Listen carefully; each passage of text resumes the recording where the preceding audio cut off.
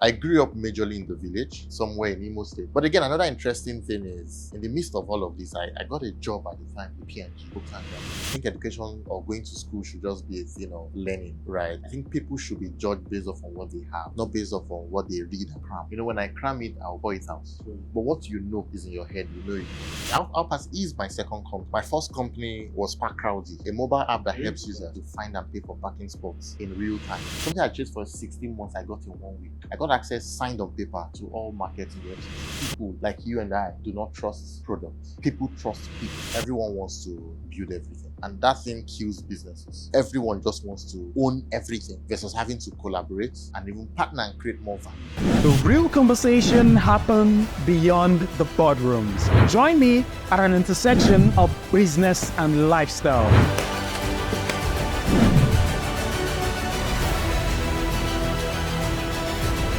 Where suits meets t-shirts.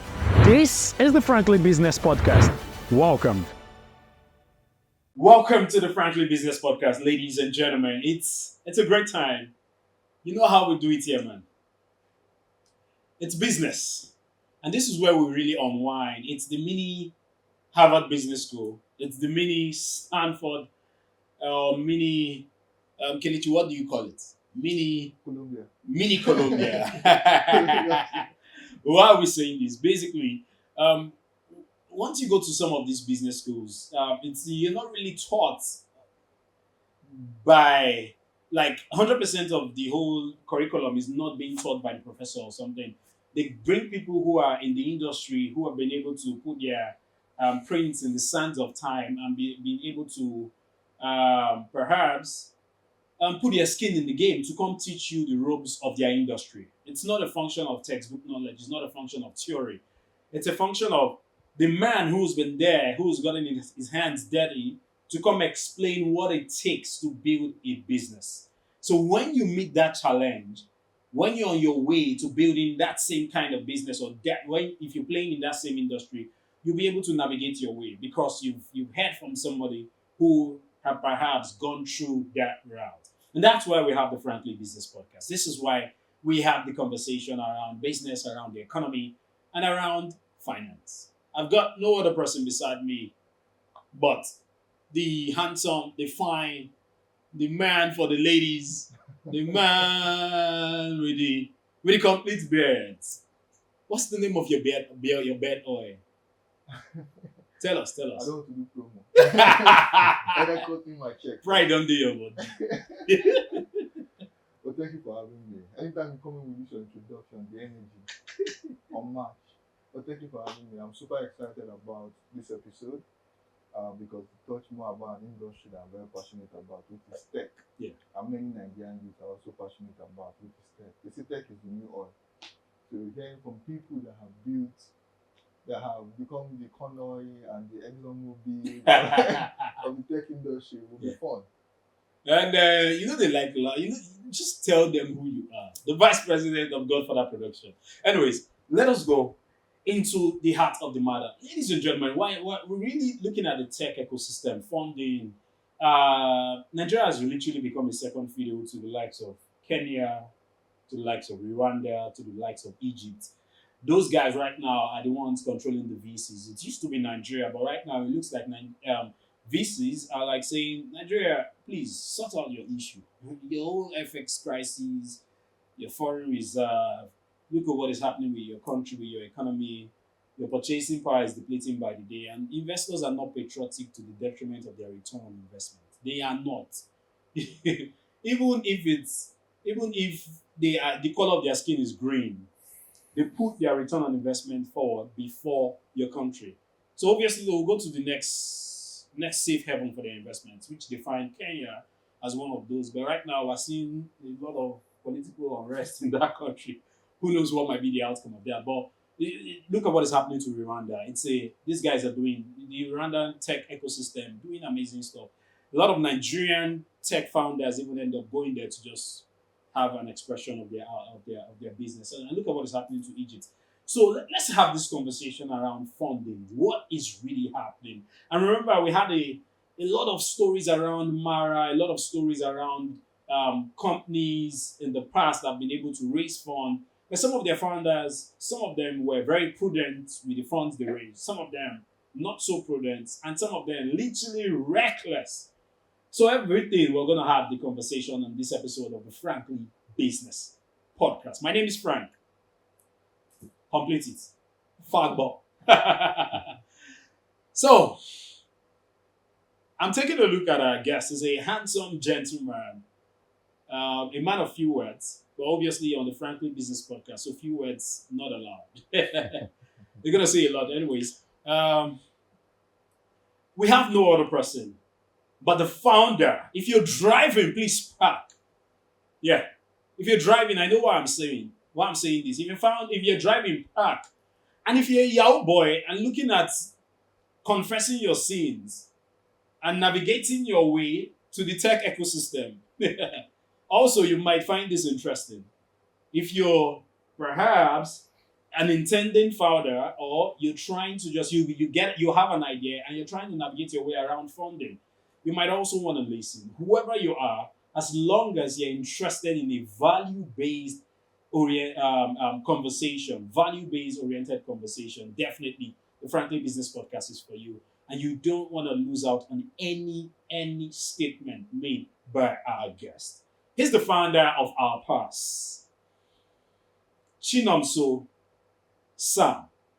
He's the founder of OurPass, and they've been able to pivot, and done a lot of things. Started in 2020, and right now they've become a full-fledged business bank.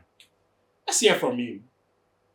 Nice to meet you. Nice to come to our famous couch. Yeah, thanks for the invitation and thanks for having me. I'm happy to be here. Okay. So, Well, yeah, you can call me Sam. Oh, Sam. Okay. Yeah. So I love to do this. Sometimes a lot of people are just blown away by the light camera action. A lot of people are blown away by the rounds of funding. A lot of people are blown away by the tech bro lingo. But they don't know the work behind the scene. They don't know the track record. They don't know what it takes to get to that particular level. I don't know if you get my point. So they're like, I love this, but can you put in the work? So let's have a few backstory. Who is Sam? What's your journey like? What is your journey like? So I have an investor, right, that calls himself a village boy from Ovim. So Ovim is a small village in Abia State, right? His name is Professor Ndubisi Ekekwe. He's a renowned professor known globally. He said he's a village boy from Ovim. So most times when I read what he has, like his posts, right, on LinkedIn, and I see or come across like him being a village boy from Ovim, I look at it and I smile because I like to think and feel like I am actually the village boy. Do you understand? Yeah. So I grew up majorly in the village, right, somewhere in Imo State. Sometime from say 2003 to close to I think 2012, right? So for me that was more or less like when a child is growing, right? I think the major part of that growth, right, it should be when the child gets to know the real difference between 5 and 6, right? And I like to think that should be around like their teenage age, so maybe pre-teenage and somewhere around like the end of that teenage age and stuff, right? So relocated to somewhere in the village in Imo State, grew there, attended schools in the village. Yeah, finished my secondary education there. And then, as God may have it, I I didn't. My first jam, I didn't gain admission. I wrote to. I think I applied to. Was it? Covenant University to study either electrical or computer engineering. I can't remember. I think electrical, but I didn't meet the jam cutoff mark. So at the time, I think the jam cutoff mark was somewhere around. Was it 240 or 250? One of them. Then right now, a lot of people are enjoying. You see, you want to go and study engineering, your cutoff mark is less than 200. Yeah. Right, I scored 211. Right, my first jam, and from the house, I was told I already failed. Now, no one can do anything. 211 to get into a university. No, no, no, no. There's no way around it. So I had to sit back. But whilst I sat back, I think a friend of mine at the time gained admission to do pre-degree in photo. Then I was in Imo State. So I decided to try it out before, instead of just sitting at home and stuff in Imo at the time. So I gained admission for pre-degree. So whilst I was doing it, I was also trying to rewrite JAMB again, right? So the second time I wrote JAMB, I scored, I think, 256. So I had crossed the cutoff mark. So I had also finished my the first semester, right, for pre-degree in photo, and then went to Ilorin, University of Ilorin, to write post UTM. Yeah, so then I gained admission to study electrical and electronics engineering. So think about it, that was the way I left the whole village life and then went to Ilorin, right, to study electrical electronics engineering, right. So did the engineering was, at the time, I don't know of now, 5 years. I think it's still same thing, 5 years. So what that means basically is I gained admission in 2012. So 5 years should be 2017, right? That's right. Yeah. So maybe the whole journey, the whole experience growing up, being in the village, going to farming, fetching firewood, cooking with like your normal, you see the things people look at today and they're like, man, they can't do it and all. I did all of those things growing up, like fetching water with wheelbarrow, going super long distance. So you push the wheelbarrow, you fetch the water. I can remember the few times when I started at the time, you'd be coming down or getting back home with water.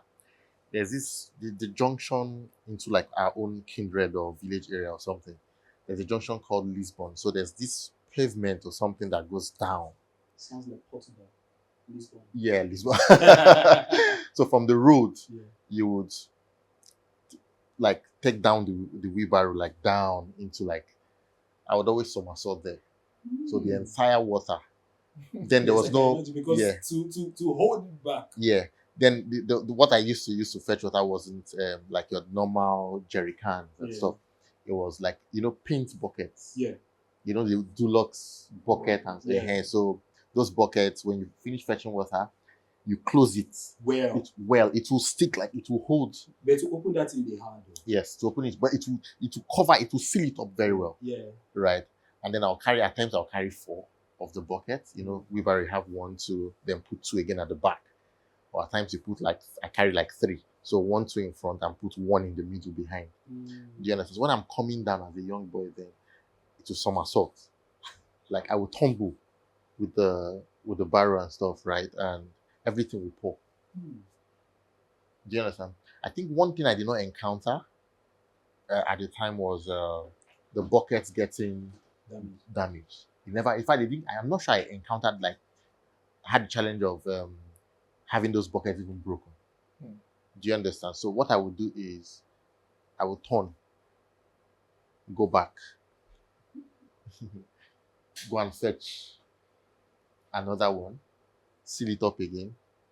When I get there and I'm coming down, at times I won't even be able to come down. That was the biggest hurdle for me. Yeah. I can remember a couple of times I had to call some elderly guys and stuff around to help me push it down. So they will hold it because they are used to it. They are more experienced in it. They'll help me push the barrel down. So when it's down, I will now go back, push my thing home, and push it. When you get home, you point. Now this is me telling you, in the entire village at the time, my own village, there was no I think it was just one person that had a borehole there. It wasn't even from that village. It was the Owerri municipal chairman. So for some reason, he came there to build. So if they don't open the tap, you have to go to the next village. That's what, do you understand? To fetch and then you come back, right? So, but that's by the way. It's not time to say those stories, right? Yeah. So, getting to University of Ilorin, I think from 100 level, I discovered like a different thing about myself. The fact that I loved uh, things around leadership, right? So from my 100 level days, think about getting into a school where at the time it was um, a Yoruba setting because it was in a Yoruba state, right? And Muslim dominated That's school, right. right? So now being like a Christian, being Igbo Yeah. as well in that school wasn't really like an easy thing and journey, right? Because first thing first is even if you don't face so much discrimination one way or the other from like colleagues, the other folks you would face That's right. that from, right? But I like to think I had amazing colleagues, right? And thank God things are now like a bit even much more better. Yeah, but I became a class rep for my 100 level days, right? I can remember those days when you get into the class, everybody speaking Yoruba. Yeah. Like everybody, the majority, at least over 90%, speaking Yoruba. So do you understand you? No, I don't. And you don't even know what, the only thing you know is wa, come, Joko, sit down. So how did you survive? I don't. I did not just survive. I like to think I became a force to reckon with. So a force that even the folks there would have to come to, right? Yeah. So did that for like 5 years. 2017, I was going to graduate. I didn't graduate. Some people would say I was stubborn, right? Again, you can't change who you are. If you're stubborn, you're stubborn, right? The only thing is you don't be stubborn to cross certain lines that you shouldn't cross, right? But yes, I was faced with one of the biggest challenges at the time had ever faced. Um, so instead of graduating, some certain people just felt probably they could just do whatever they needed to do at the time and stuff. I spent additional 2 years, yeah, in school, right? So what that meant at the time was me graduating in 2019 versus leaving in 2017. So my mates left in 2017 officially. But the interesting thing is, that's 2017 when I was meant to graduate, which I also felt I was going to graduate because the issue I had was more or less like a big issue for most of my colleagues. And this is cut across every other engineering department. Yeah. So not just electrical, like mechanical, civil, amongst many other departments, right? And that issue was the fact that lots of people had um, carryover courses.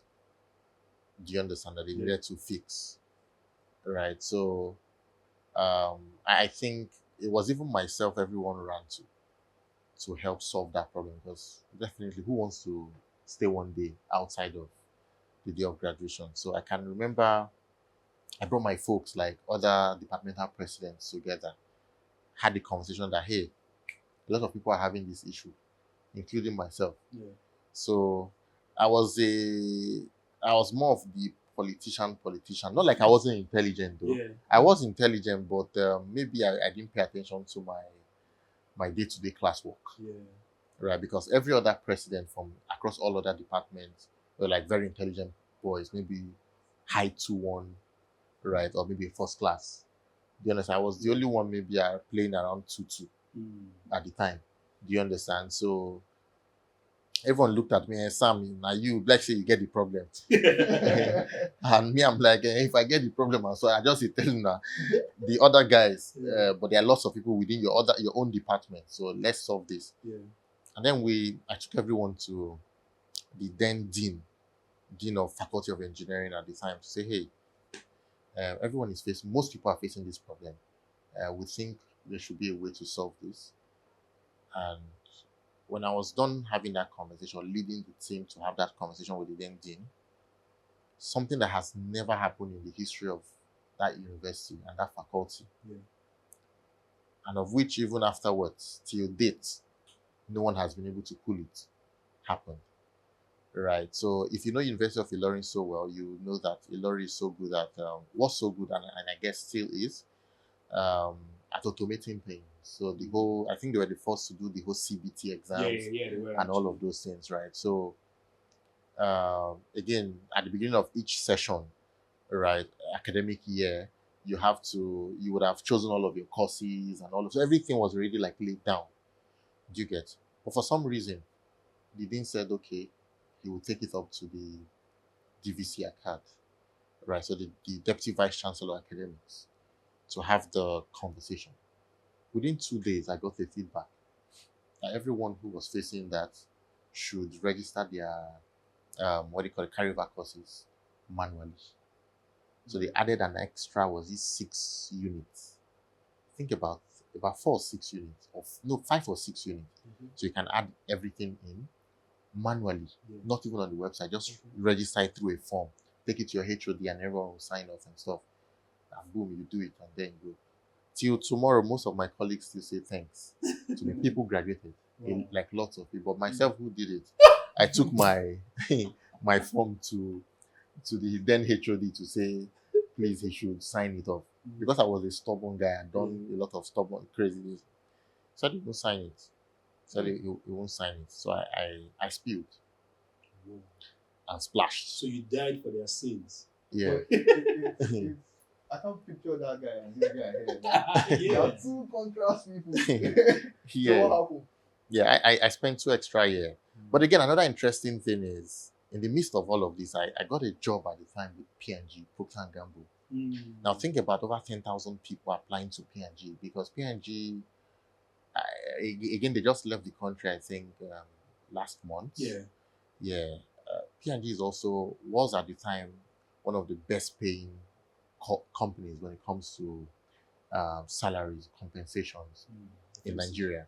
And I think still the leading FMCG in the world. Do you understand? So if you get to work in P&G, you would know like you're one of the best in Nigeria. Do you understand? Yes, please fact check me on this, right?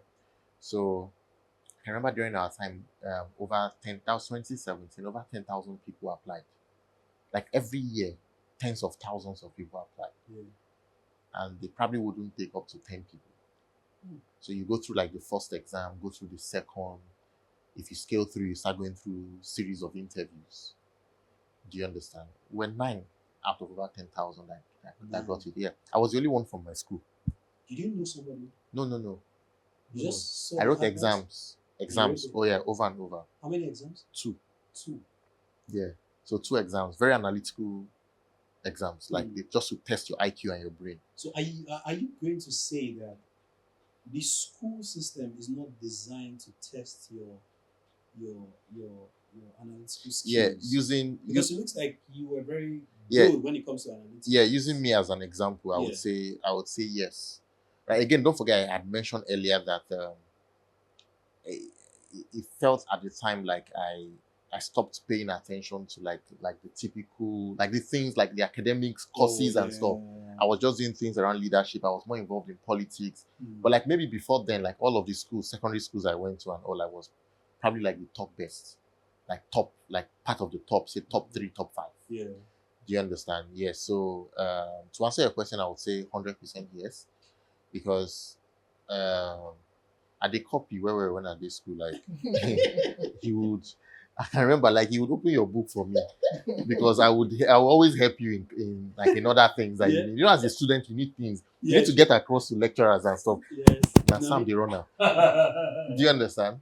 Yeah. So I understood all of those parts. So when it now comes to a test, and you know, I would always not prepare. So when I enter, I'll say, "Guy, how far?" Before we enter, we'll sit together. But no, the formation is always like this. Yeah.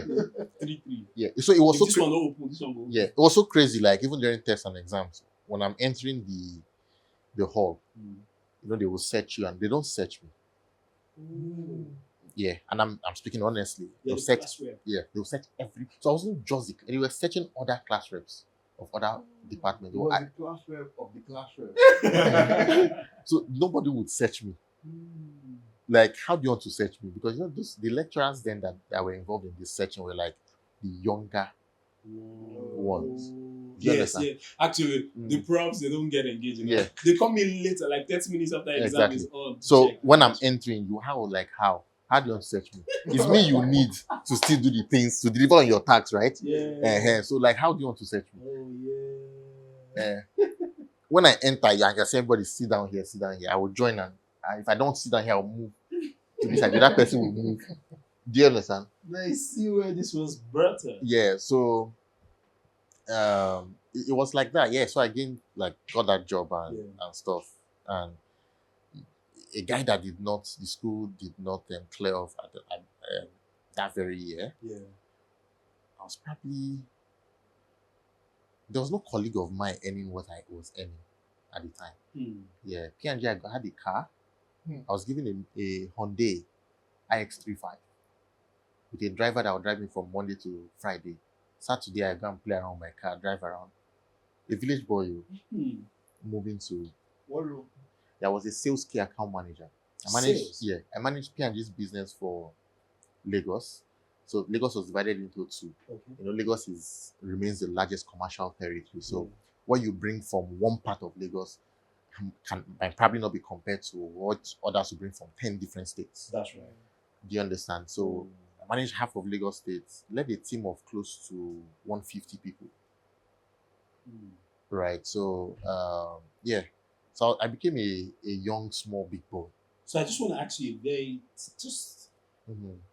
what gave you that confidence? Why? Why I'm asking this question is most times when you see people who graduate with a 2-2 I graduated Like with a third class or third class, in the end, yeah. they don't have the confidence to apply for some kind of jobs. Mhm. They just go into self-employment or perhaps just start selling wig Mhm. or do makeup Mm. or whatever. You get? I don't even get my Yeah. So what gave you the confidence? And most times when you see those jobs, we're just being practical here. Mhm. You see things like minimum of 2-1, minimum of these. What gave you that confidence to apply Mm. in spite of? Yeah, so I think first is for people who know me so well, when people talk about me, they will tell you, or if you ask questions, they will tell you that Sam is this guy with confidence over the roof. In fact, some people will tell you Sam is arrogant. Do you understand? I think over the years I've gotten to the point where I no longer argue. When you say I'm arrogant, I say, okay, that's fine, no problem. Because again, it doesn't change anything in my life and stuff, right? But actually, I'm not. I'm just extremely confident. When I want something, I go after it 100%. And I'm telling you that will make that thing. I'm telling you will make it happen to your face. So you might be thinking this one is just arrogant, but that's not arrogance. There's a distinct and a clear line. Yeah. Though it might be very slim between arrogance and confidence. Do you understand? So I think it was even a friend of mine, Ezine, who we met in Futo during pre-degree years in 2012, that sent me that stuff in 2017. So she sent me like the P&G advert for new intakes. And P&G is not the company that hires people just from anywhere. So P&G's model is built from within. So for you to even be a senior person, you must have grown from internship up. Do you understand? Yeah. So you would embody the entire culture of the firm and grow with it upwards. Do you understand? So that was why I applied. Really, I'm not sure, but I think they would even write it 2-1 and all. So the truth is, even if they put it there and say 2-1, when you apply, do exam. The first exam was online, and you pass it. I can remember after that one, they asked us to come for physical exam in the office. So it was in Ikeja, Isaac John, right? And when we went to the crowd, we wrote exams in batches with pencil, and they'll give you the question paper, you shade, and all of those things, right? If you don't If they tell you stop, if your hand should move, they'll tell you the rules. For them, that's already a red flag. They will probably not mark your So stuff. you're So, stubborn, man. no, How no, come you stopped? eh? No. You said it. When you are stubborn, there are places you don't take the stubbornness to now. Yeah. Right. So Okay. when you scale through first exam, second exam, the first one, it could be that somebody helped you to do it. Yeah. Okay. The physical one, who wants to help you? Sure. Nobody, right? I can remember I helped a friend of mine who I used to copy from his copies tests, Yeah. copy him during tests, copy him during exam. But he wrote the P&G's first exam. He didn't make it. He wrote it twice. He didn't make it. He brought it to me in the house. I wrote it for him. He passed. He passed the online. He was the only one I was aware of that made it from University of Ilorin in addition to myself for the physical exam. But the physical one, you have to stay on your own and write it. He didn't make it. He didn't make it. Super intelligent guy. Like, and when I say I mean super intelligent. He didn't make it. What do you think is the reason? So I think our schools today have clearly defined a way or created a way they use or a model they use in defining who they think is intelligent and who they think isn't. Do you understand? Whereas my thinking about life is, and again when it comes to education is, I think education or going to school should just be a thing of learning, right? I think people should be judged based off on what they have, not based off on what they read and cram. You know, when I cram it, I'll pour it out. Sure. But what you know is in your head, you know it, and that's all really, right? So that was it. That was my experience, right? And I think even getting that job taught me lots of things, right? It even opened my eyes to a lot of other things, like even about myself. I started seeing myself from a different light. Do you understand? Yeah, that hey Sam, you are who you think you are. Do you understand? So for me that was it, and went back again to school to go clear up things. Um, so you know I spilled. Yeah. I wasn't even meant to do one of the courses I was not meant to that I spilled on, like Yeah. I carry over because I was writing because I was shuttling Lagos and Ilorin to maybe do the whole attendance in class Oh. and all of those things. They didn't let me write my exam.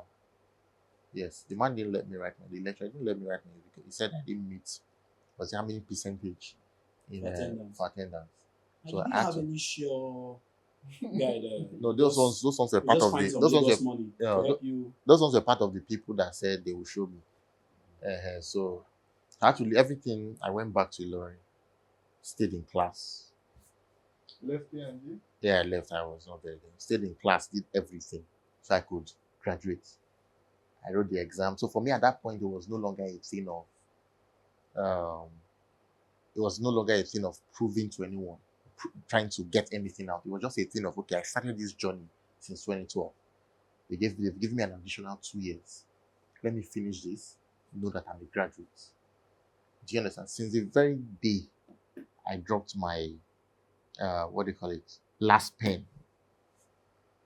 Right? For exam, I've the only time I think I've just only entered the University of Ilorin after was once, maybe last year. Somebody invited me, like they had to from a different faculty that please I should come and speak to the students on entrepreneurship in a different faculty, away from Faculty of Engineering. Yeah. That's the only time I've these 2 legs have entered. You have a personal vendetta. Yeah, I've not entered into that school till now, right? And I've also not even seen my certificate. I've not touched anything certificate. But I know anytime I need it, I'll go because I graduated. I checked at least, I followed through on everything. I saw it on my portal. You are now a graduate. Yeah. So it's what you graduated with. Everything, I'm okay with that. Right. And I think that thing changed a lot of things, right? Changed my perception a bit on the way we hire, right, at OurPass. So over the years, when we're hiring for jobs, we don't hire based off on, oh, I finished with a first class, 2-1, 2-2.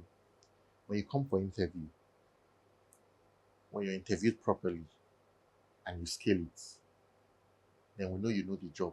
If you have the skill set, we hire you. Do you understand? It was just, I think, recently that we had to start changing our model, because when you are now in a heavily regulated environment, protecting the interest of the business and even the interest of the people within the business, more importantly, becomes very key and important, right? So we now look at all of those things. Where did you finish from? Sending your certificates. Our first 2 years, I wasn't even like, why? I was always telling HR, no, we don't need that. But now I'm the one saying we need it. Yeah.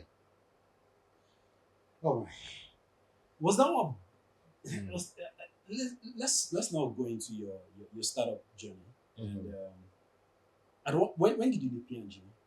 2018. 2018. Yeah. And then you left, and you started OurPass in 2020. No. So whilst I started in fact, OurPass is my second company. Mhm. My first company was Pack Crowdy. Park crowding. Yeah, a mobile app that Very helps good. users. Yeah, a mobile app that helps users to find and pay for parking spots in real time. So whilst I was at P&G, so I said I led a team of, I think, close to 150 people, or about 150 people. This is at the time, this was across several channels of trade. So like the open market. So open market is like your typical trade fair, Balogu market, Yeah. area market, like those kind of markets, right? So you would have like a sales team in there, right? Even a sales manager, channel managers as well, that manages different product lines, and as well all of the products and they sell within that market. Do you understand? So every market, there's a team for every market. That's for open market. There's also another channel we call DTR. So DTR means direct to retail. So direct to retail is more or less like those who sell within your neighborhoods. So I don't know if you're familiar with maybe when you're at home, or maybe in the morning or later in the evening, if you're coming outside of your house, you see some very small vans. Yeah. Maybe you're selling Indomie Poultry. or selling different products inside vans. They come and they sell to the small stores within your neighborhood, Yeah. and the kiosks. So the way you're able to come out of your house, or even send a house help to quickly go out and buy you soap outside, Yeah. quickly go out and buy you toothbrush, quickly go out and buy you toothpaste. Yeah. The channel that powers all of those things is called DTR, direct to retail. So direct to retail folks are the folks that sell into the neighborhoods. Because you cannot wake up, you want to buy toothpaste and go to area market. You can't do that. That's right. Now the last channel is the channel we call modern trade. Okay. Right. So modern trade and e-commerce are more or less merged together in a way. So modern trade are the folks who sell to HSMs. HSMs are hyper supermarkets, Okay. like the ShopRite, the Spars, all of those large kind of businesses. Yeah. Do you understand? Yeah. So those were like the different channels, right? That's I don't know if I answered your Yeah. question, right? Yeah. Thank you. The issue of I've always been trying to understand how most of this what do you call it? Okay, yes, no, sorry. So I said those were like the different channels, right? So in the course of doing all of this through DTR, I realized that there was a huge problem with parking of cars. So those different vans, when they're driving within neighborhoods in Lagos here, their cars were getting clamped down, those buses, by last month because we're not parking properly. We're parking on the road, and Lagos is already congested. Do you understand? So that was when I discovered the problem of parking. So when I left and I went back to Ilorin, to go finish up, I was already thinking of the idea of solving a parking problem, right? So that was also one of the reasons I had to I was now also in Abuja, right, thinking about it to flesh it out, because Abuja was the only place where they had once before the time done something around parking, or asked people to pay for parking both on the street, in addendum to in market or in an enclosed parking space, right? market. So there's something called on-street parking, Okay. and there's something called off-street parking. Off-street parking is like your market. Okay. You drive into the market, you pay at the gate, you pay at exit or something. And then the private parking lots that have like the walls around it and stuff, right? So when I noticed that problem in Lagos, I took it to Abuja to solve it. But I didn't focus on street, I focused on off-street Was market. the market big enough? Yeah, so like the Wuse market, Gariki market. Yeah, like the market in terms of people that use your product. Was it big? So in 2019, when the product was to be launched out, we didn't launch it out anymore. So Packard was my first company, yeah, no doubt, but Packard did not go live. And the reason it didn't go live, I think at the time were just three major reasons. One was the fact that I had literally told the entire FCT for maybe 16 months looking for someone to give me access to like those markets, because those markets were being managed by an arm of the FCT called Abuja Market Management Limited. So when you get a partnership with them, you'll be able to go into those markets and automate the entire market for parking using our technology at the time. So, but I didn't get anyone. Again, I knew nobody. You know, a village boy from, I didn't know anybody, no one to support and stuff, right? So, but eventually I met a man, a major real estate guy who is also like, when you count like the top 5 real estate folks in the FCT, you have to mention him. He's a northern. I met him and he became my mentor. Something I had chased for maybe 16 months. After I was done explaining everything to him, going to his office, pitching everything clearly, he said, "Don't worry, the man in charge is his brother." Again, in quotes, his brother. And he took me there. Something I chased for 16 months, I got in 1 week. I got access signed on paper to all markets in the FCT. Right. So when that document came in, it was already was it 1 month before COVID started or 2 months before COVID started. So in November, Packard was already selected top 10 startups in mobility across Africa from over 222 startups in mobility.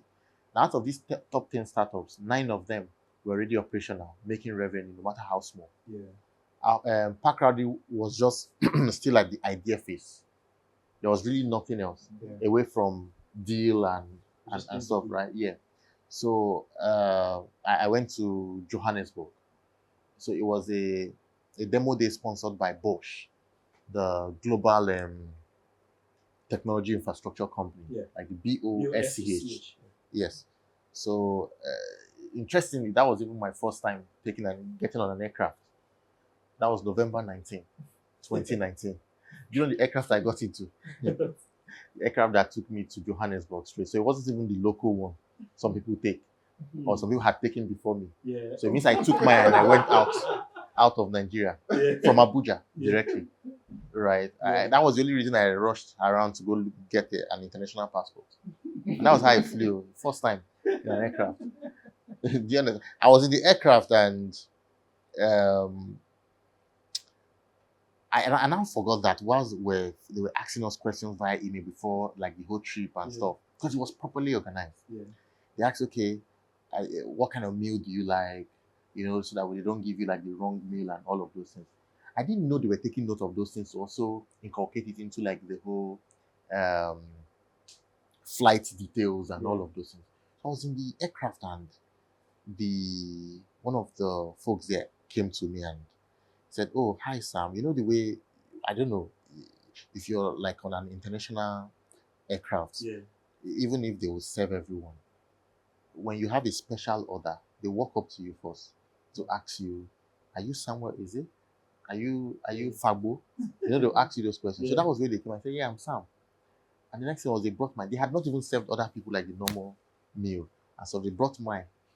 And it was on my, I just had to comport myself because in my head I was really feeling like what's happening. Do you understand? I said, "Yeah, I'm Sam." And I remember there was this very beautiful lady that sat to my left. She was just looking at me like, looking. She didn't know what to say. I should be thinking that this one is a big boy. You know that I hope this guy. You know, so that one village boy we God just the open door for. Now Grace carry me, they go. Do you understand? Yeah. And she asked me, so it seems you made the other, like, I said, oh yeah, I did. But I didn't know these guys already. Do you understand? So Yeah. that was it, and we got into um, South Africa, Johannesburg to be precise, right? And yeah, we had the demo day, a very interesting one, came back. Was immediately we got back. So I went with my partner at the time. It was immediately we got back into Nigeria. It wasn't up to 14 days. It's just shutting down borders. Yeah, because of COVID. Yeah, it wasn't up to 14 days. Yeah, I can remember so well because I think South Africa shut down first before Nigeria. So had we even stayed no, it wasn't up to 14. Yeah, it wasn't. Had we stayed a bit longer, we probably would not have been able to come out. Yeah. Yeah. Not have been able to see OurPass. Who knows? Anyways, ladies Yeah. and gentlemen, we're going on a quick break, and when we come back, we're definitely going to continue the conversation. All right, welcome back. So let's go into your journey in OurPass after um, the the packing startup. How was your journey into OurPass? So yeah, COVID happened, right? And the packaging industry didn't make sense again anymore because everyone was at home. I think about 7-8 months, Yeah. right? So, but then that was when I noticed and encountered like a very interesting problem. I still call it interesting because it is actually and was interesting, and that was around watching like everyone at home. Yeah. Try to buy things online. So lots of businesses that had like physical outlets shut down. People were only selling via social channels That's right. and e-commerce platforms, right? So a lot of people even had to put up like e-commerce websites and stuff. A lot of people also had to leverage like storefronts from different providers. That's right. So the fact that consumers at the time had to go through that problem of having to fill their personal information over and over again, like filling the first name, last name, phone number, email, shipping address, as well as their debit card information over and over and over again I saw that as a very huge problem, right? Because at the time, we felt the world had changed. There was now a new normal. Yeah. Do you understand? And part of the new normal when it comes to like buying things, shopping, it was more or less buying online. We felt people were now going to just literally be at home. Everything they had to do was just going to be done at home and stuff. But thank God, it's not what it is anymore today, right? So that was when I discovered that problem and I decided to dig deep into it to understand the problem better. So I found what I found was interesting, right? The fact that that problem was making 3 out of 4 shopping carts to be abandoned yearly, accounting for largely about 75% of cart abandonment annually. Because as a consumer, it's your money, you're going to shop, and when you're done picking whatever you want to pick, you now have to start filling different informations. Again, I didn't know it's just on one platform, but having to do that over and over and over again across different platforms, I saw that as a very huge problem. And the problem was existing on a $3.5 trillion e-commerce and retail market. Globally, right? So I decided to solve that problem, right, by building OurPass one-click checkout. So OurPass one-click checkout was to solve that problem by enabling consumers to pre-fill their information, first name, last name, phone number, email, shipping address, as well as their credit card or debit card information on OurPass, and they don't have to fill it again on any e-commerce platform that has OurPass one-click checkout button integrated. So it was a payment gateway, yes, but it was a clear checkout with a single button. So the goal at the time was when you go there, you just click on the button on that platform once. When you click on it, you won't have to go through any of those things. All you just see is a countdown, right? That's just all you see. A countdown of about 50 seconds. So the reason for the 50 seconds majorly is just to say that if you did not pay for that item, please cancel it. It was more or less like a grace time, a buffer to say cancel it. Maybe it was done out of mistake. Cancel it and the order wouldn't go through. But if the 50 seconds countdown gets to 0-0. That's all. But I have a question. Yeah, please. Looking at your solution to the Mhm. problem, how was it launching the product and also educating the customers about how to use this product? Because Mhm. I think we're used to filling out those details, but you are Mhm. coming to change how consumers buy. Let Mhm. me put that way, just okay, one click away. Mhm. So you have to build trust. Because how will I leave my details with you guys and Data. come back and stuff Mhm. like that? So how did you go around that bottleneck? So Nigeria and Africa already today. It has been that way till date over the years. It is a nation and as well a continent, right, with low trust. However, businesses have found a way to navigate the low trust environment, Yeah.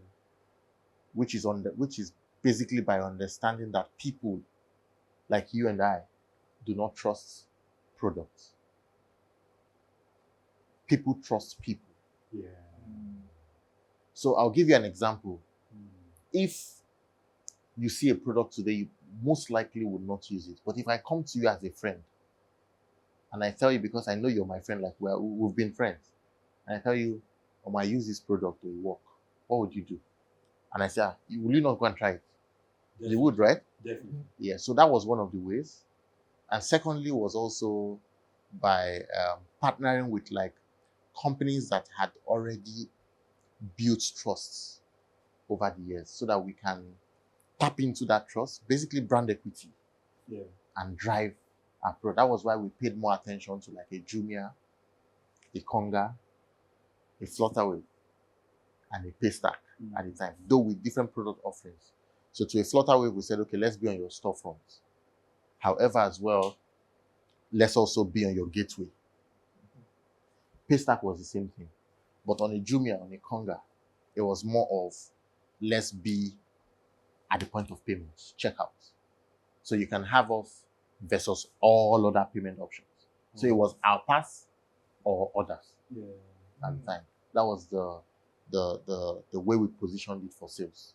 So how did the market receive it? What was the numbers like? Everybody we went to said they had a team working on it. They had a team working on it, but till today, no one released checkout. But they all had a team working on it. Everyone. Yeah, everyone. They all had a team working on it. They all had a team working on it. You know, over here in Nigeria, everyone wants to build everything. Yeah. Own the value chain. Yes. And that thing kills businesses. Everyone just wants to own everything versus having to collaborate and even partner and create more value. Do you understand? So that was the major problem we faced at the time.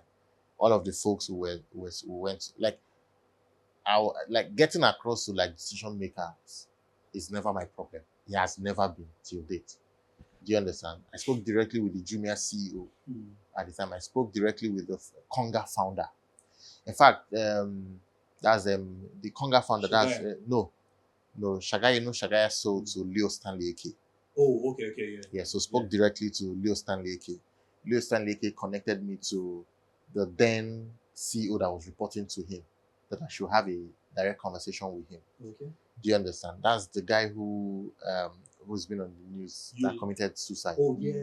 Like Nick Moody. Yeah. Yeah, I can remember I invited him out for dinner in a hotel. Some 20, I think, December 1st, 2021. Yeah, so we had the same conversation. May so rest in peace, by the way. Right. So yeah. So I had conversations like all around. But everyone who said they were building it. They were building it. Because checkout was booming. Yeah. Globally. Yeah, true. At the time. Globally. We did not even have to do any PR work. We were already being mentioned as being part of the top 4 best what do you call it? Checkout companies in the world by TechCrunch. Let us look at what your business model brought about. You were involved in so many partnerships. You were involved in meeting people, and you said you never had a problem with meeting the movers and shakers of Mhm. any company, any industry. Mhm. It's not, it might come easy for you, but there are so many people that don't know how to do it. There are so many people that that's their biggest challenge. There are people that they don't know how to network. There are people that they don't know the ingredients, what it takes for them to be able to pull such move. What would you say is the ABC of networking? What would you say is the way to partner, especially if you're coming from, if you're holding the shorter end of the bargain? I think first I would say leverage. Do you understand? So leverage is the key thing one must know or have. Do you understand? So I'll give you a very simple example. So take for instance, you want to meet a Dangote. Yeah. You want to meet an Otedola, right? Let's say you have, based off on what you're doing today or based off on your business, you want to partner with their own organization, right? You already know by default that you have close to zero capacity. Forget the fund you've raised. It's close to zero capacity. Like these people have gone far.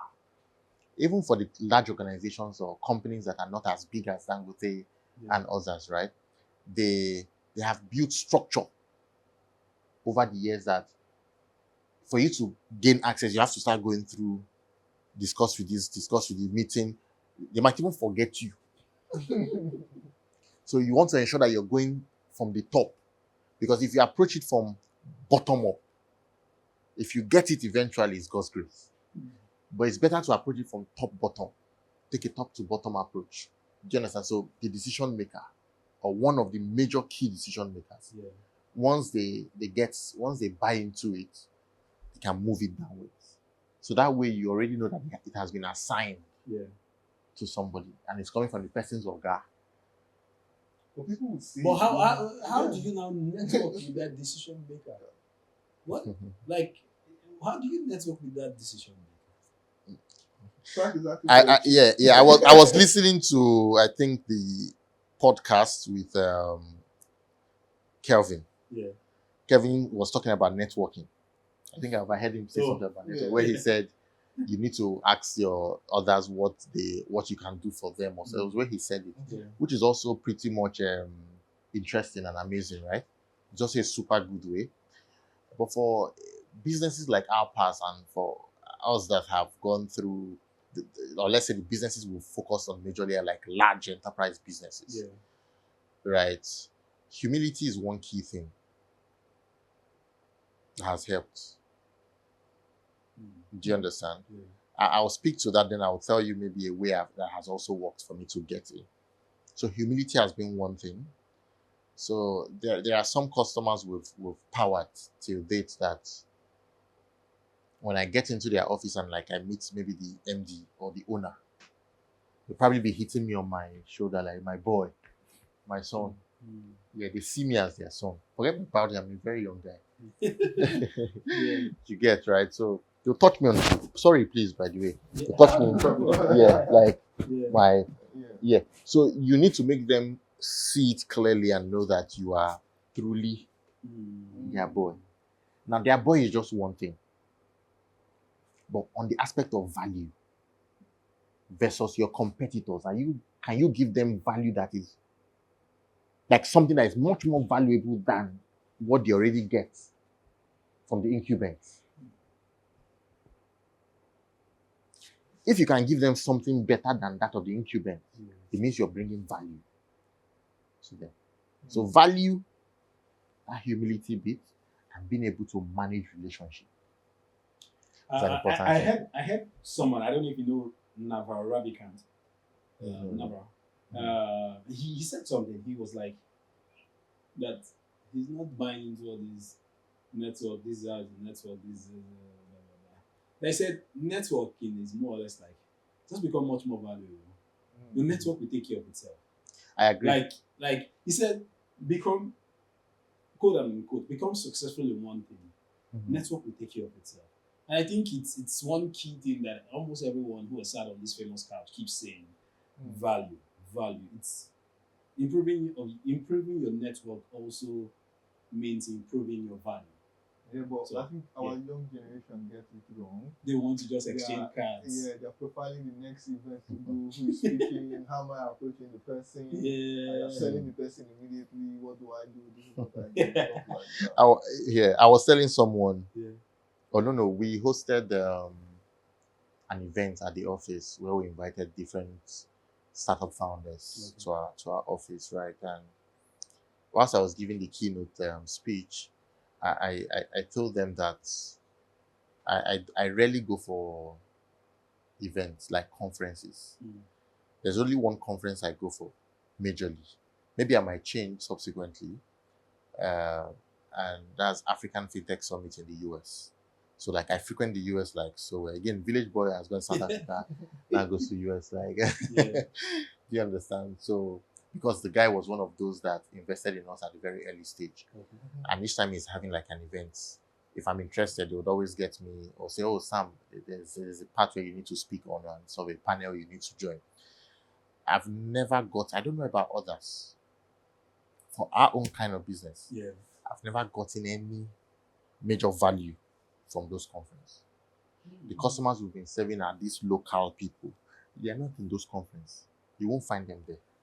The people that will make the decision and say, okay, let's move. You won't find them there. But yes, do you need that for like maybe a bit of PR and say you are in one or you went to so and so place, you put the picture up, you spoke at this, you So Yes. decision makers don't go to conferences. decision makers for our own type of customers, Okay. the type of audience we serve, Mhm. they are not there.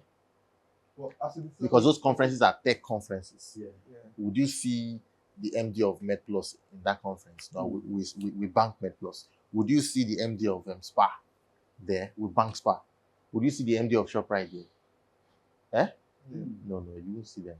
So I want to ask, did you bootstrap at the Mm. point when you started OurPass, or you went straight to investor? And So also have the aspect where you pivoted. yeah, so okay, started off with I would answer all of the questions Yeah. together. I started off with the whole one-click checkout. Raised $1 million for us by March, April 2022. The entire fund had finished. Yeah, the entire fund we raised had finished. We didn't have money anymore. Was you snake? No, Oh, no. Oh, So- monkey. So in That's followed it. building an infrastructure, Yeah. truth be told, you would spend money. The fact that you can hold a product today and then you interact with that product and you have little to zero complaints that your money did not go. Yeah. One time you log in, you are seeing the same 1,220,000 naira sitting inside. Yeah. There are people behind doing that work. There's an infrastructure that has been built, a solid infrastructure powering that.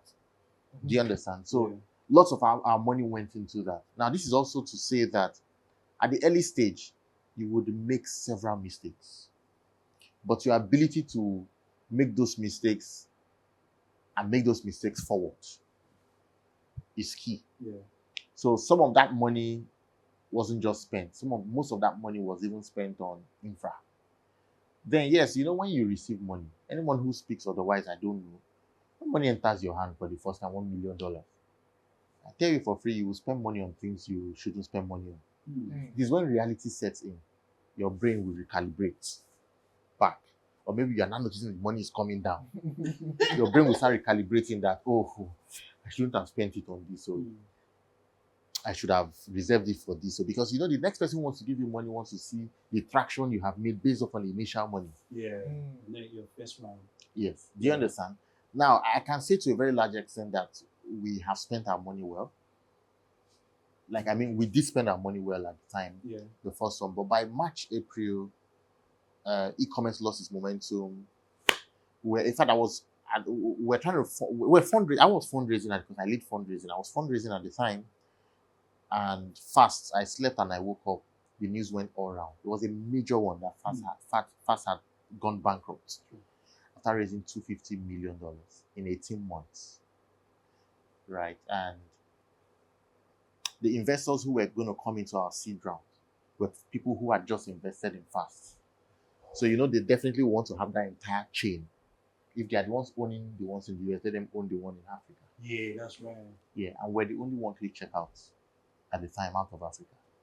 So you were the first for the African. Fast for Africa, yes. Even the founder of Fast were together in Lisbon, Portugal, at the time in 2021.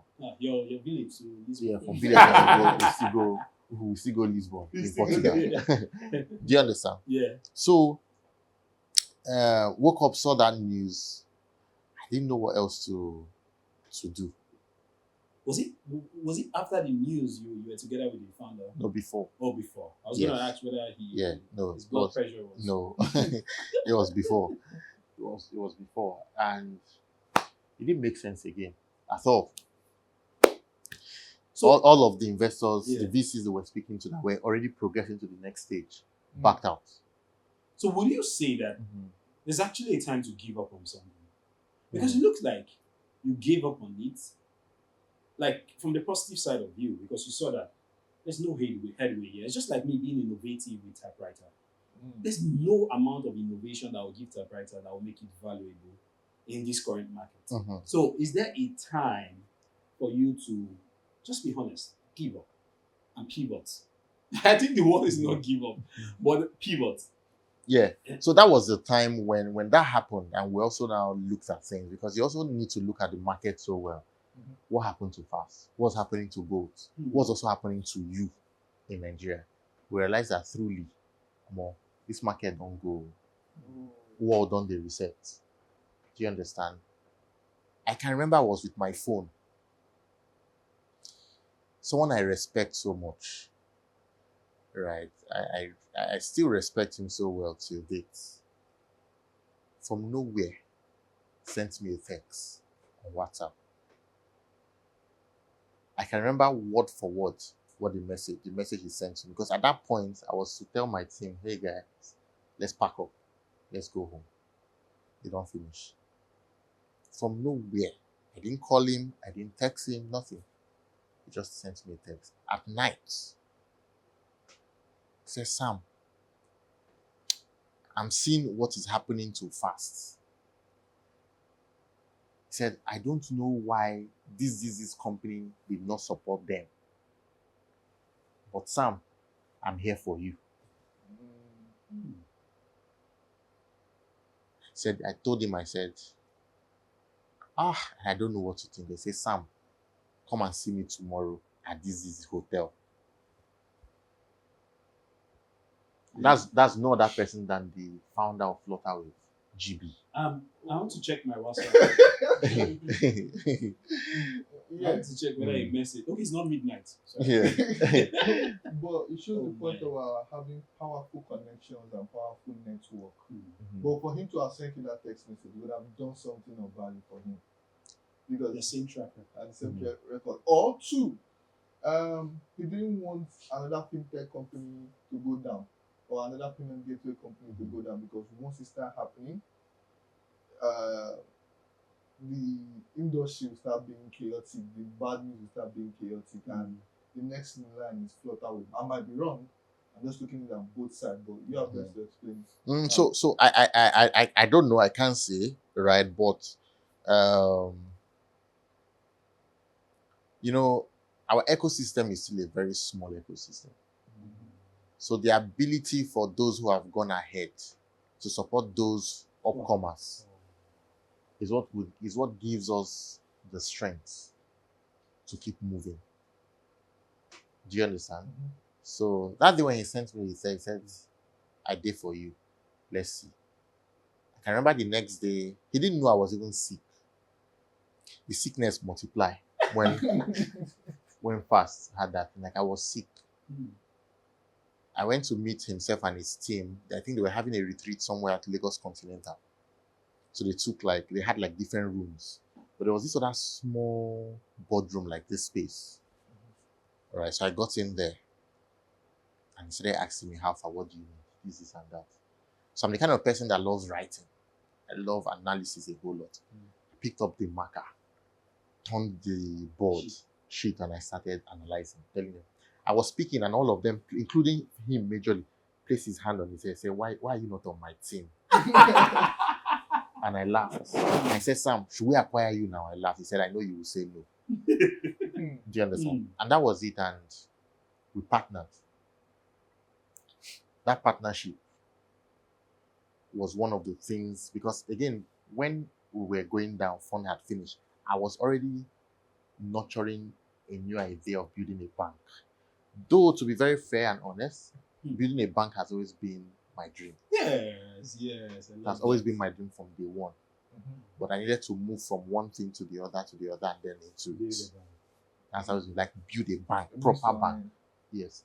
So that was it, and that was one of the things that helped that partnership to move to the next phase. I started issuing POS. We started issuing POS terminal. The first 1,000 POS terminal we got, as expensive, POS terminals have always been expensive in a way. I didn't spend 1 naira. I got everything through a partnership. Brand new chassis. Do you understand? Got everything. Got my team ASAP. Everybody get to work. Everybody was being paid comfortably doing their work and stuff. And you still kept the brand name. 100%. And then we now moved it OurPass Business Bank. Focused on, so in P&G those days, I did modern trade, had relationship across board with all of those large businesses. So I went to them because I also know how to attack people one-on-one. So I started approaching those people one-on-one. Sales. Everything came back 100%. So Antenna. fire on. We fired on. In less than 2022, right? That was already June, July when we pivoted to business banking. We started building out our products to tilt into like a business app. So by the time we've been building, even till now we're still building. Yeah. But at least it was still a bit scrappy to start working, I think at about October, November. By January the next year, being 2023, we had already started banking all the category king businesses in Nigeria across industries. MedPlus, Spa, ShopRite. 100%. How many months did it take you? I think if not anything, right, my team, the team that did that work, did a fantastic job. Till tomorrow I will respect them. We did a pivot. I don't think anyone has done that kind of pivot we did. We pivoted from one-click checkout to business banking under 3 weeks. 3 weeks. One of my engineers, my lead engineer, left after it. He said, Sam, I can't continue. He said it was too much for him in his head. He couldn't contain it. He came to my house, he was crying. So it was a heavy work. He said he couldn't carry it anymore. He's still my friend till date, right? For the first time I cried, he was in my house. He was crying, I was crying because he was leaving. He could 3 weeks pivots. It was heavy. How were you able to build the product? It looks like it was a heavy thing, that movement, right? And that was it. And was it the text message that gave you that? Was it no. So with or without the text, right? To be honest, OurPass would still not have died. No, it can never.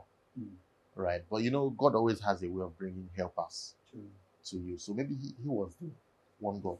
So let's, with what you said now, if there's a guy who is fresh out of school, what would be your advice for such person? Get a job or build a business? Get a job. Because it looks like the job you got actually gave you that leverage to be able to build. Yeah, industry knowledge is very important. It's very extremely important, right? If you go to my page today on Instagram, I don't post much. You must have seen it. Yeah, you're a man of few words. You'll notice I wear more of red cap. Yeah, true. Do you understand? Yeah. If you want to build a bank, you have to position for the folks you want to see. Do you understand? Yeah. So the job is the job. Really.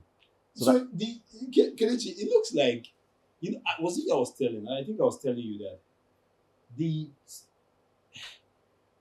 baby boomers generation bank was a cheat code to generational wealth. Generational wealth. The men who, if you look at the Tonys, the even Otedola actually owns a bank. And it's more or less like, it's like you just sit down, you have access to capital. There is nothing that capital cannot do in this life. And if you have access to capital, you don't even have to have the idea or the strategy or the technical know-how. The idea, strategy, and the strategist, the ideas bank, and the person who has the technical skill will flock to you because you have the capital. And so with capital comes the opportunity to fund this, fund that, fund that. So it's more or less like a cheat code to life. And I was discussing with somebody that I feel that those days it was the cheat, it's still the cheat code to life because it's now it's packaged in another way, like fintech. So that banking, there's because you have access to money. And you have access to money that is in the full faith of the government. Because you're like more or less the poster boy of the government. Yeah. Yes, if you own a bank, the government is saying, I've licensed this guy to take your money. Can you bring your money to my house? No, you can't. But you can bring your money to a stranger. You don't know the teller who's counting. Do you know the teller? Do you have a relationship with the banker? So it's more or less like the cheat code to life. Am I saying anything? What is the reason? Your mom. Why? You're not saying anything. He doesn't want to say more into that sector yet. But I want to talk. This has been a burning conversation in my head. I want to have with you. The Nigerian VC space. Are they really mainstream like the American VC space? VC funds, partners, or how they are described? Because you see most tech companies, they're raising dollars and mostly coming in from the American guys or maybe the Saudi guys. You barely see Nigerian VC playing front stage in that. Some of the VCs I know that have played front stage in that is Tekede. I know they funded Boundless Pay, they funded this crypto startup owned by Lady Root. I've forgotten Beats Mama. They funded Beats Mama. So the Nigerian VC Affirm. They also funded Affirm. How can young founders assess them, and how does the VC space work for Nigerians? So I would say the same way founders are out there hunting, right? Looking for VCs, investors to give them money. It's the same way these VCs are also hunting and looking for founders, right? But one key thing that needs to be spelled out clearly is the fact that investors, right? Angel investors, VCs, they already have like a model pre-outlined. That okay, on that model they have everything defined. This will be their typical type of founder to invest in. The founder they are to invest in must have A, B, C, D, E. On that model, they would also have, okay, these are the industries they want to invest in. Some VCs, some investors are industry agnostic. Do you understand? They invest in any industry. Some are very niched to say, okay, we only invest in health tech. Some will say they only invest in fintech. Some will say they only invest in agri-tech. Do you understand? So I think founders need to understudy these angel investors and as well VCs to understand their investment thesis, like everything, how, who they do that for. Then you check yourself and say, okay, do I fit into all of this? If I fit into all of these, you can bring out like 100 of them, 150 of them, and start shooting out messages or start getting people, other founders to introduce you to them, because I've also seen that introductions work better and faster than cold reach out. Okay, so can you run us through the process, the ABC of funding? ABC of funding, I wouldn't say from the VC point of view, because you're not a VC. I know you have an intention to want something. No, I don't though. You don't, and you own a bank. You see the conundrum. But uh, if what is the ABC of receiving fund? Fresh out of uni learning, creating a business, what should that person do to be able to attract investors? All right. So the same way you think about a product, yeah, you want to grow a business, and let's say you're into products, Yeah. right? Not like the service line. Um, you want to think about what is called early adopters. So let's say I'm in here and I work here and I'm building a fintech, or I'm trying to solve a particular niche problem. Yeah. When I build out the solution or something, maybe the first people I want to take it to will be the people I know in here to say, test it out, use it. Does it solve a problem for you? If it does solve a problem for you, next thing is, okay, I want to start scaling up. Okay, from 5 customers to maybe 10. I'm asking you to introduce me to another person, like Yeah. each and every one of you, right? That's the same way looking out for investment or raising funding. That's the same way it works. Yeah. The bank you see today, being OurPass, started off with a loan of 600,000 naira. So I think I didn't mention it earlier. You know Prof in the BC? Yeah. Yeah, Yeah, you know capital. Tekidia. Yeah, take it out. Tekidia Capital started because of me. The name Tekidia Capital went live because of me. Do you understand? I can remember I was the one who told him he needs to open a page on LinkedIn. He needs to also go to Twitter. And he did all of those. Wow. So the first money I received in building OurPass was from Prof. A loan of 600,000 naira. I signed it. I had not seen it with my eyes. After 2 weeks, he gave me another loan of 3.2 million naira. The only thing that made him give me the next and the next Yeah. was that if for every single money he gave to me, I told him, okay, this is what I want to be using for. I came back to him to show him progress. Oh. Do you understand? That okay, we've been able to move from this to this. And eventually, out of like the $1 million that was raised then, he invested over $600,000 of it. So I think building trust from nothing to something. So was it debt financing or just plain loan? The over $600,000 was equity. Okay. I was talking about The- Tekebe. Yeah, Okay. equity, right? But the first money he gave to me was a loan of 600 loan, Yeah. 600 signed to pay back with interest. The next 3.2 million naira after 2 weeks was a loan signed to pay interest, of which I've paid all of those money. Frank, we need money. We need money. Okay, let us talk about what is happening in the ecosystem. There've been a lot of issue when investors raise fund. Mhm. There's been a lot of issues around the ecosystem. Reckless spending, sometimes, a few of them. What is your take regarding? And you also made a passive statement regarding that when you raised your first $1 million, you're like, hey, there's some things you spent on that you weren't supposed to spend on, and all whatnot. What is your take regarding what is happening in the ecosystem? Because I remember when I had my first business show this year, I had 3 seconds silence for like nothing less than 7 startups. Sorry, for 7 startups, because they went down the drain. We had some lack of funding. After raising $70 million, the 7 of them, cumulative sum, and they still failed. We had co-founders conflict, we had lack of funding, we had governance issues. So what do you think is really the issue? I remember a story regarding the founders of Payday, the founders of what is it called? One of these other company, Mara is also one of those, spending earning salary $100,000 and all that. What is really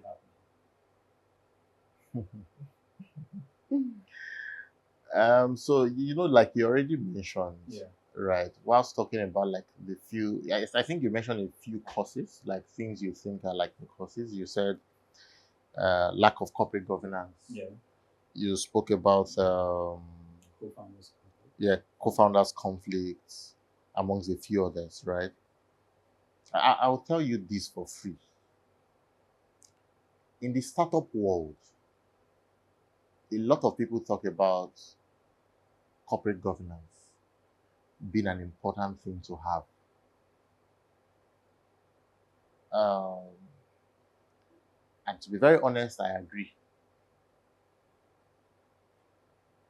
But the big question is, what's the impact of that corporate governance?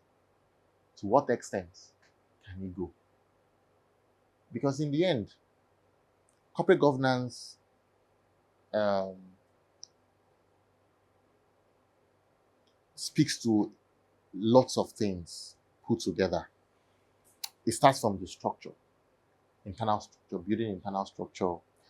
It starts from having a board. Do you understand? Yeah.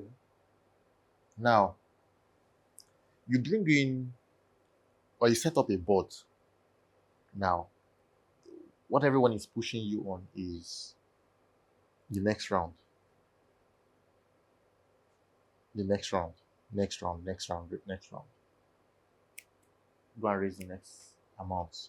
You need to meet this milestone to go and raise the next amount. Now, while you're doing that, or pushing the founder, because certainly you have to push the founder, you've given the founder money you raised from your LPs. That money has to work. True. What's the founder thinking of? Next one. Thinking of next round, he's thinking of what to do. It means he will do anything possible to get to the next round. In doing anything possible, what would happen? You blow cash. You blow cash now. You do different things, but the ones you do thinking that they are right, but eventually you realize that they are wrong, or they were wrong decisions. That's one, right? But then it's also important to note that if a founder really wants to build a business, Yeah. and that founder is determined to genuinely build a business, they will build it. If they have the capacity, yes, they will. But if a founder did not start off that business genuinely on the foundation of integrity and genuineness to build a real business, nothing will happen. So you're talking about the why. The why. Do you understand? Nothing would happen. Do you understand? But yes, there are some exceptions, right, where different founders genuinely set out to build a real business. Maybe due to one reason or the other, maybe they eventually discovered that it wasn't time for that idea, or the amazing product they had built did not meet an amazing market. Then maybe they have to go home. And maybe most of the time, maybe their funds probably would have been exhausted and all of those things, right? They have to go home. So it's not all companies that have shut down maybe due to lack of fund, or maybe mismanagement of funds and stuff. Some have genuinely shut down maybe because their amazing product did not make an amazing market, and maybe they ran out of fund. Some have genuinely also shut down because of mismanagement of funds. Do you understand? You know, when you're not spending your own money, you spend it how you want to spend it, right? I know how much of my money and family that has gone into the bank, like personal. Yeah. I'm not referring to 500k. Do you understand? Yeah. In USD, way above that. So, and I've not gone to market for a long time to fundraise. But hopefully, maybe subsequently, like maybe later in the year. So when I think about that money and where it's coming from, I have to keep putting in the work.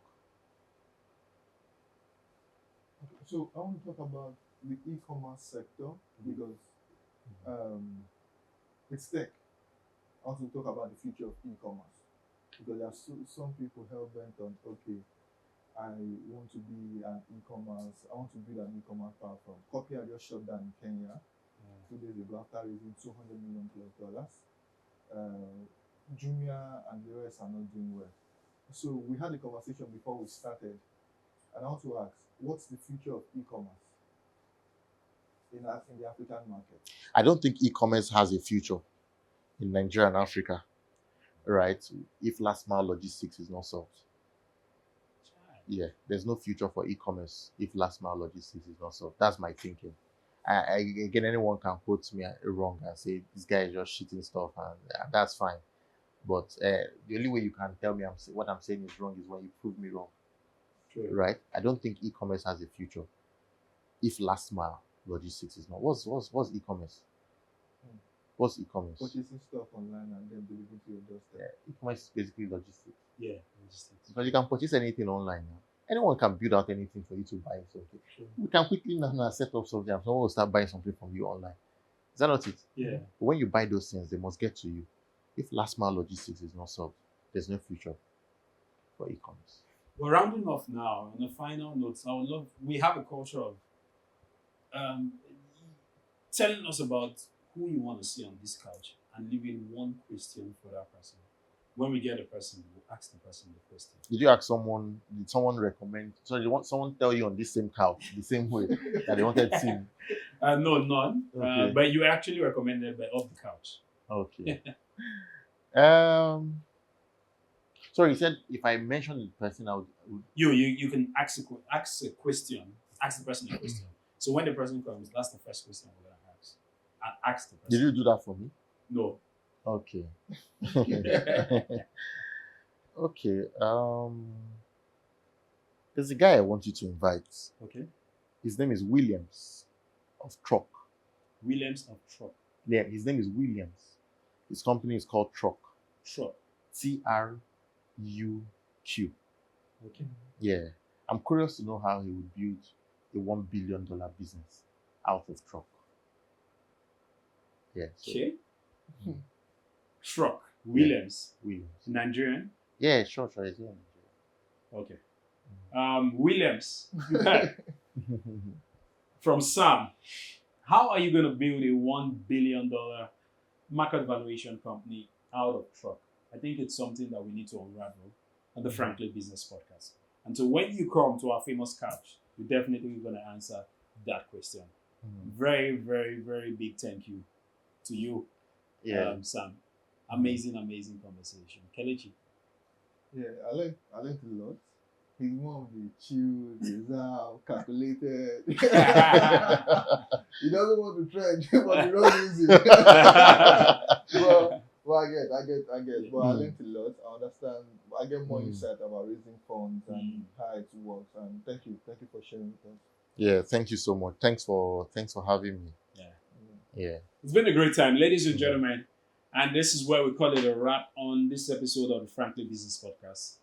Do your bit by subscribing, liking, and giving us a shout out. Perhaps share, like. Kelechi, what else do they do? Yeah, them liking and sharing helps us bring in more guests because the numbers go up.